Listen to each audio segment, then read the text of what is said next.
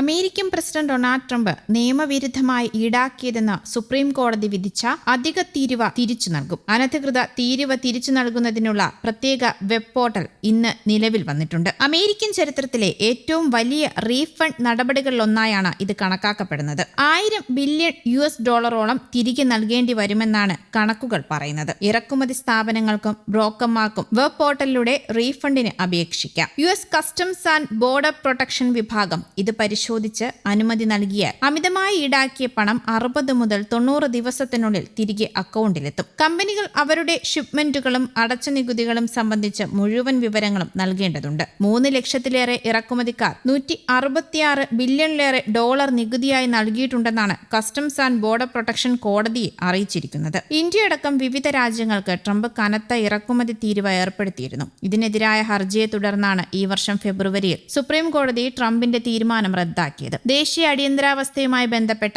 1977 നിയമം ദുരുപയോഗം ചെയ്താണ് ട്രംപ് തീരുവ ഏർപ്പെടുത്തിയതെന്നും പ്രസിഡന്റിന് ഇതിനുള്ള അധികാരമില്ലെന്നും വിധിച്ച കോടതി അധികമായി ഈടാക്കിയ തീരുവ തിരികെ നൽകാനും ഉത്തരവിട്ടിരുന്നു. നികുതി വർധനവ് ബാധിച്ച പ്രമുഖ കമ്പനികളും ഡെമോക്രാറ്റിക് പാർട്ടി ഭരിക്കുന്ന 12 സംസ്ഥാനങ്ങളും നൽകിയ ഹർജിയിലാണ് US സുപ്രീം കോടതി വിധി പറഞ്ഞത്. ഇത് ട്രംപിന് കനത്ത തിരിച്ചടിയായിരുന്നു. റഷ്യയിൽ നിന്ന് എണ്ണ വാങ്ങുന്നതിനെ ചൊല്ലി ഇന്ത്യയുമായി ഇടഞ്ഞ ട്രംപ് ഇന്ത്യക്കുമേൽ പകരച്ചുങ്കവും ഏർപ്പെടുത്തിയിരുന്നു. അതേസമയം കണക്കുകൾ പ്രകാരം ഏകദേശം 3,30,000-ലധികം ഇറക്കുമതിക്കാർ ഈ തിരിച്ചടവിന് അർഹരാണ്. ഏകദേശം 5.3 കോടിയിലധികം ഷിപ്പിംഗുകളിൽ നിന്നായി സമാഹരിച്ച $16,600 കോടി തുകയാണ് സർക്കാർ ഖജനാവിൽ നിന്ന് തിരികെ നൽകേണ്ടി വരിക. ഇതിനകം തന്നെ 56,497 ഇറക്കുമതിക്കാർ പണം സ്വീകരിക്കുന്നതിനായി ഇലക്ട്രോണിക് സംവിധാനത്തിൽ രജിസ്റ്റർ ചെയ്തിട്ടുണ്ട്. ഇവർക്കായി മാത്രം പലിശ ഉൾപ്പെടെ ഏകദേശം $12,700 കോടി ആദ്യഘട്ടത്തിൽ തന്നെ അനുവദിക്കുമെന്നാണ് റിപ്പോർട്ടുകൾ സൂചിപ്പിക്കുന്നത്. കേപ്പ് എന്ന് പേരിട്ടിരിക്കുന്ന പുതിയ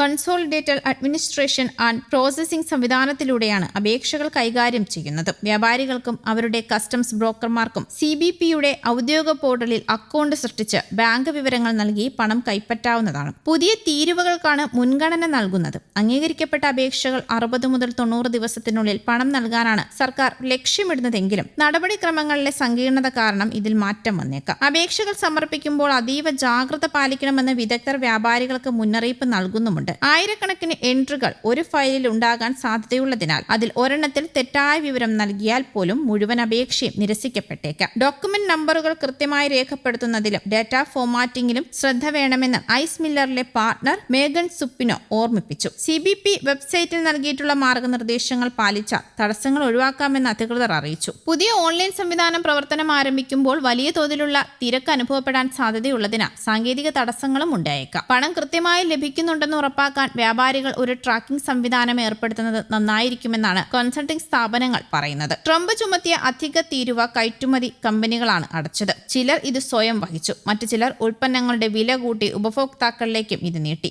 എന്നാൽ റീഫണ്ട് ലഭിച്ചാലും ഇത് ഉപഭോക്താക്കൾക്ക് കിട്ടുമെന്ന ഒരു ഉറപ്പുമില്ല. ലഭിക്കുന്ന റീഫണ്ട് മിക്ക കമ്പനികളും ഉപഭോക്താക്കൾ കൂടി പങ്കുവയ്ക്കാനും സാധ്യതയില്ലെന്നാണ് കരുതുന്നത്. അതേസമയം അധികമായി ഈടാക്കിയ തീരുവ റീഫണ്ട് തിരികെ ആവശ്യപ്പെട്ട് ചില ഉപഭോക്താക്കൾ കമ്പനികൾക്കെതിരെ കോടതിയെ സമീപിച്ചിട്ടുണ്ട്. ഫെഡെക്സ്, UPS തുടങ്ങിയ ഡെലിവറി കമ്പനികൾ സർക്കാരിൽ നിന്ന് റീഫണ്ട് ലഭിച്ചാൽ ഉപഭോക്താക്കൾക്ക് തിരിച്ചു നൽകുമെന്ന് അറിയിച്ചിട്ടുമുണ്ട്. തീരുവ റീഫണ്ടിന് കൂടുതൽ സമയം വേണ്ടി വന്നേക്കുമെന്നാണ് US treasury secretary Scott Besant പറയുന്നത്. ഇത്രയും പേർക്ക് തീരുവ തിരിച്ചു നൽകുന്നത് വലിയ ആശയക്കുഴപ്പം സൃഷ്ടിക്കും. മാസങ്ങളെടുക്കും. കണക്കുകളെല്ലാം പരിശോധിച്ച് പണം തിരികെ കൊടുക്കാൻ ചിലപ്പോൾ വർഷങ്ങൾ വേണ്ടി വന്നേക്കും, അദ്ദേഹം കൂട്ടിച്ചേർത്തു. നടപടികൾ പൂർത്തിയാക്കാൻ വർഷങ്ങൾ എടുക്കുമെന്നാണ് ട്രംപിന്റെയും നിലപാട്.